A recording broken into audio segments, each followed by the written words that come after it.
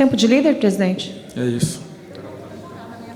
Senhor presidente, senhores deputados, povo brasileiro, nós vivemos num momento de extrema aflição, presidente. E eu, particularmente, faço aqui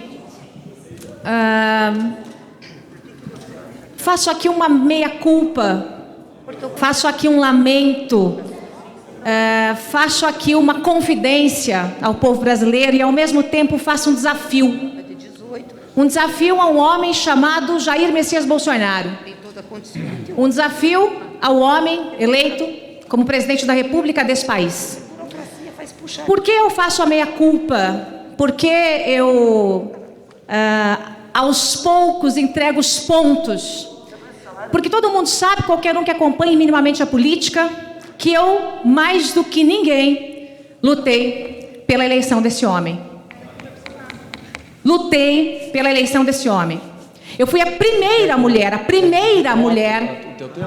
com alguma projeção nacional a pegar pela mão de Jair Bolsonaro e a andar com ele pelo Brasil. Quando saíamos para fazer campanha, ou quando ele saía para fazer campanha com as mulheres, havia 5, 6 mulheres. Eu rodei esse país com ele, presidente. E nós reuníamos 500, 600, 1000 mulheres num palco. Eu subia com elas e, ao final, vinha o presidente, tirava uma foto, fazia uma posezinha e se mandava. E eu realmente acreditei naquele homem que bateu lá na porta da minha casa, e eu tenho filmagem disso. Então, qualquer um que venha atrás do gado, porque há um gado que segue uma pessoa que está errada, e há, por outro lado, um povo que está sendo enganado, e eu me penalizo e tenho pena, tenho dor desse povo que está sendo enganado. Este homem bateu na porta da minha casa e me pediu, olhando nos meus olhos, me ajude, Joyce. Me ajude a comandar esse país. Me ajude a fazer um congresso forte. Porque se eu tiver um congresso forte, disse ele, eu mudo esse Brasil. E eu acreditei. Eu acreditei, deputada Carmen. Quando não havia Paulo Guedes, quando não havia Sérgio Moro, quando não havia nenhum pré-ministro, porque ninguém acreditava num sucesso naquele momento do Jair Bolsonaro, era comigo que ele se socorria, era para mim que ele ligava e dizia: Joyce, eu vou ser entrevistado pelo Ratinho, eu vou ser entrevistado pelo Danilo Gentili, eu vou ser entrevistado na Globo. O que que eu digo, o que que eu falo sobre o Supremo, o que que eu falo sobre o Congresso, o que que eu falo sobre privatização, o que que eu falo sobre Petrobras. Eu tenho algumas conversas, algumas aulinhas gravadas, em que eu dizia: presidente, é preciso privatizar nesse Brasil. Ele dizia: não, privatizar não. Eu dizia: é preciso privatizar. É preciso respeitar os poderes. Em momentos teremos enfrentamentos, embates, mas é preciso respeitar os poderes. É preciso criar união, presidente. Nós somos duros, nós vamos brigar sim pelo que acreditamos, mas nós só vamos conseguir vencer com a união. Isso está gravado. Aliás, público, está no meu YouTube. Se quiserem, pode buscar e perguntar, e olhar, e espiar. E se alguém não achar, eu posso deixar mais uma vez o link à disposição de tantas conversas que eu tive com o presidente. Depois de viajar esse Brasil todo, depois de fazer campanha, depois no segundo turno, quando já eleita a mulher mais votada da história desta Câmara dos Deputados, eu continuei fazendo campanha e continuei colocando a minha assinatura, assinando um cheque em branco para as pessoas que acreditavam no que eu estava dizendo, porque eu também acreditava naquilo em que estava ouvindo. E aí, o tempo passou, eu virei líder do governo, comecei a ver as coisas um pouco mais de perto. Algumas vezes, senhor presidente Rodrigo Maia, eu ouvi do presidente da República, e posso dizer isso hoje de maneira muito tranquila, sem ferir nenhum ponto ético, porque o próprio presidente rasgou os panos, eu ouvi ele dizer: eu vou me reeleger tomando cerveja de bermuda e chinelo Raider. Não vou precisar fazer nada.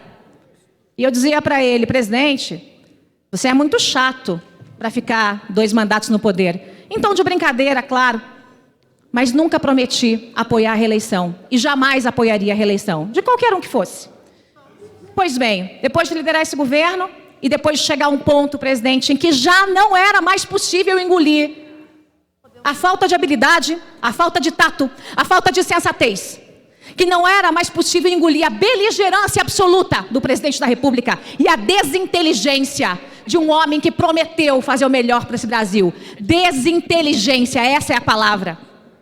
Depois de não conseguir mais olhar essa inabilidade toda, depois de ver que o presidente não consegue administrar a imprensa, portanto ataca a imprensa, não consegue trabalhar com o Congresso, portanto ataca o Congresso, não conseguiu ouvir críticas de amigos que o amavam, como Gustavo Bebiano, que não está mais aqui, morreu de desgosto, e outros tantos, Paulo Marinho, General Santos Cruz, eu, amiga de casa. Depois de ver que ele não conseguiu ouvir algumas poucas críticas ou mesmo direcionamentos de ministros, ele atacou os ministros. Agora falta atacar quem? Depois de atacar Congresso, depois de atacar todo o sistema jurídico, depois de atacar a imprensa, falta o quê? Falta o povo brasileiro. Porque se o povo brasileiro começar, eu não digo boa parte, porque boa parte já viu, eu digo todo o povo brasileiro. Se o povo entender o que é que nós estamos passando, o povo, como já começou, cobrará com mais intensidade. E aí? O presidente da República vai atacar o povo brasileiro? O presidente da República vai romper com o povo brasileiro? Eu disse ontem, presidente, num vídeo, e eu vou dizer hoje, repetindo aqui as palavras que disse ontem, sem medo de ser injusta. Nós precisamos que o presidente da República saia do palanque. Nós precisamos que o presidente da República seja homem. Homem. Para cumprir em pé o que combina sentado.